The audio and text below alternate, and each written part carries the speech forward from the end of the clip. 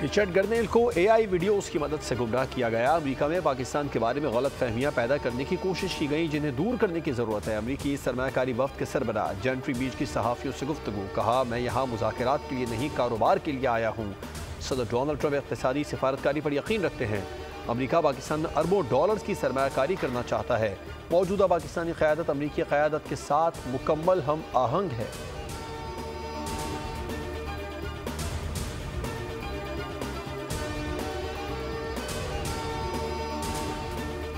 वज़ीर आज़म शहबाज शरीफ से अमरीकी सरमायाकार जेंट्री बीच की क़यादत में बैनुल-अक़वामी सरमायाकार वफ़द की मुलाकात, सरमायाकारी के मौक़े पर तबादला ख़याल।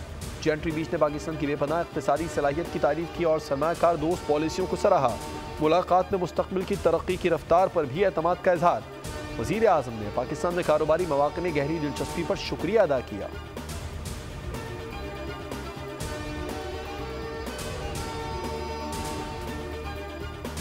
और सदर मुमलिकत आसिफ जरदारी ने पीका एक्ट तरमीमी बिल 2025 पर दस्तखत कर दिए। सदर पाकिस्तान के दस्तखत के बाद पीका एक्ट कानून बन गया।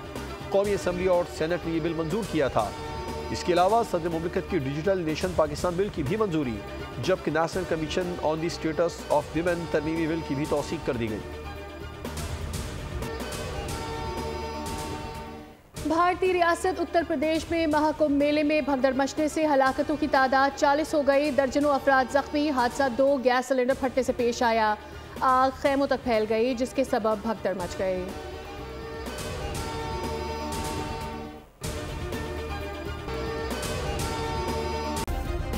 सब्सक्राइब करें और बेल दबाएं ताकि कोई खबर रह न जाए।